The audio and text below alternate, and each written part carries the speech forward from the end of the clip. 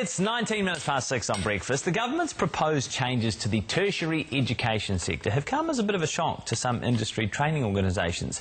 The massive shake-up is set to affect more than 250,000 New Zealanders. To discuss this morning is Competenz Chief Executive Fiona Kingsford. Kia ora, Fiona. Thanks for being here. Morena. Can you just give us a bit of background here? What is the government proposing? They are proposing some fundamental changes to the system. So alongside of the changes to the polytechnic sector, amalgamating those, they're also talking about a complete reform of the industry training organisations and disestablishing those and effectively separating the roles that we have from into two new entities. What will that mean? So it will mean that there will be new entities established called Industry Skills Councils, looking after qualification development, and then shifting the arranging training and supporting of apprentices and trainees in the workplace. The proposal was to move those into the polytechnic sector. Right. So effectively splitting our roles into two different functions. Okay, and how many companies or organisations are in your role? So for Competenz, we have 3,500 employers, 20,000 apprentices and trainees that we look after.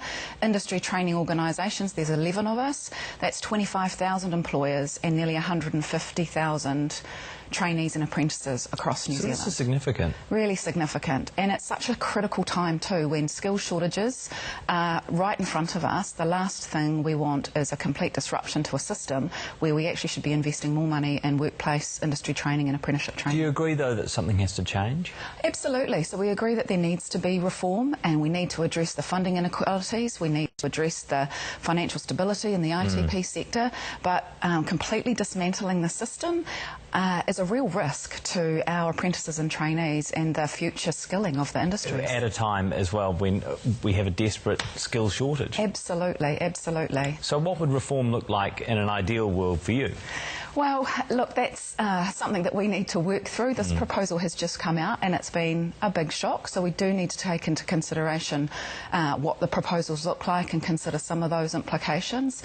But for me, I think a lot can be achieved by looking at the funding levers and looking at how we all want a joined up system to make it simple and easier. It just doesn't, it needs to be I guess an evolution, not a revolution of the system. Right, so it needs to be centralised though, you think?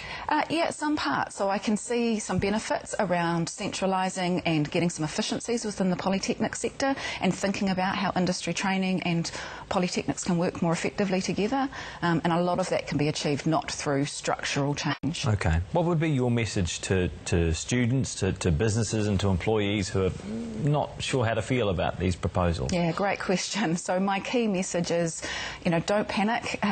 It's business as usual. There's no changes to the way that we're looking after you for all of those students and apprentices that are doing their apprenticeship. We're there to support you 100%. And for those employers thinking about taking someone on, do so. We need skilled people out there now, so don't let this stop. It's a long journey ahead. Right.